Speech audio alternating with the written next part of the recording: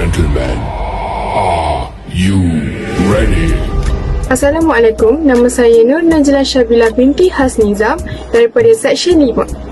Hello, nama saya Nur Husnina binti Zuhurin daripada Seksyen 5. Hai, nama saya Nur Irdina binti Mat Halim dari Seksyen 05. Hai, nama saya Nurin Syirah Fatiah binti Abdul Rahim dan saya daripada Seksyen 5. Jadi, saya akan menerangkan sedikit sebanyak tentang Islam. Islam berasal daripada bahasa Arab yang bermaksud sejahtera, aman dan juga harmoni. Manakala agama Islam ini pula adalah agama ciptaan Allah yang lengkap lagi sempurna. Jabatan Agama Islam berfungsi sebagai mengendali, memantau dan memperkasa sebarang aktiviti di dalam negeri berkaitan agama Islam, dan ini semua adalah tanggungjawab mufti dan jabatan masing-masing di setiap negeri. Manakala tempat ibadat bagi umat Islam pula ialah masjid. Antara masjid yang terkenal di Malaysia ialah Masjid Wilayah Persekutuan, Masjid Jami' dan Masjid Negara yang terletak di Kuala Lumpur. Surau atau musola juga boleh menjadi tempat ibadat bagi umat Islam untuk beribadat. Manakala dalam sistem mahkamah pula, Mahkamah Syariah berfungsi sebagai institusi perundangan yang bertanggungjawab mengendalikan perbicaraan dalam kalangan mereka yang beragama Islam. Antara kes yang diorang kendalikan adalah hak penjagaan anak-anak, jenayah syariah, tuntutan harta dan sebagainya. Dan dekat Mahkamah Syariah sendiri ni pun terdapat hierarkinya sendiri. Yang pertama ialah Mahkamah Rayuan Syariah, yang kedua ialah Mahkamah Tinggi Syariah dan yang ketiga ialah Mahkamah Rendah Syariah. Selain itu, institusi Pertubuhan Buddha.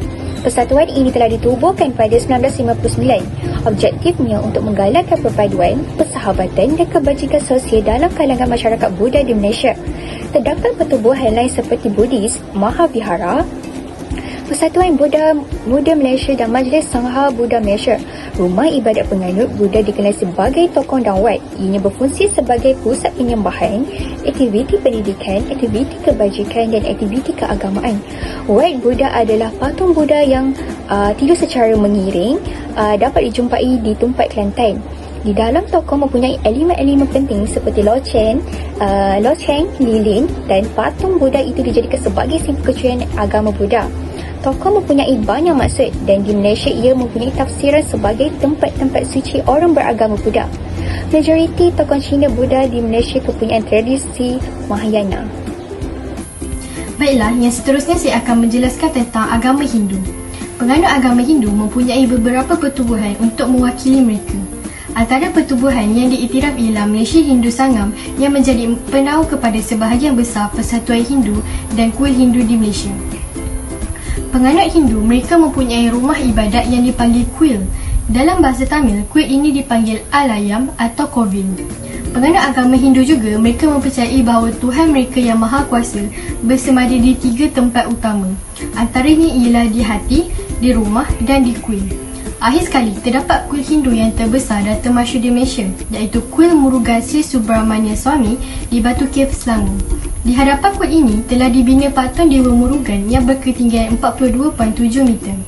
Kuil ini bukan sahaja didatangi oleh penganut Hindu di Malaysia, malahan turut dikunjungi oleh penganut Hindu di pelbagai negara. Saya akan terangkan tentang refleksi institusi dan pertubuhan agama Kristian.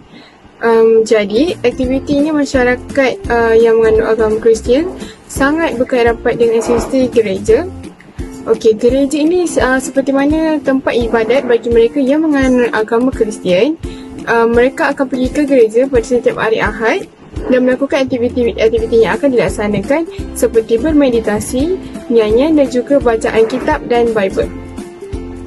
Memandangkan penganut agama Kristian ini mempunyai 2 aliran yang berbeza, iaitu Roman Katolik dan juga Protestan. Jadi setiap aliran mempunyai gereja dan aktiviti masing-masing. Baiklah, seterusnya, Majlis Gereja Malaysia ini berperanan sebagai sebahagian besar gereja di Malaysia. Majlis ini lambang penyatuan organisasi dan juga masyarakat Kristian di Malaysia. Justeru dari apa yang kita dapat simpulkan di sini, kita dapat mempelajari dan juga mengenali lebih lagi tentang institusi dan pertubuhan agama Kristian dengan lebih mendalam lagi. Jadi di Malaysia ini kita terdapat pelbagai agama termasuklah Kristian dan masih ada ramai yang menganut agama Kristian di Malaysia. Sekian itu sahaja daripada saya. Terima kasih.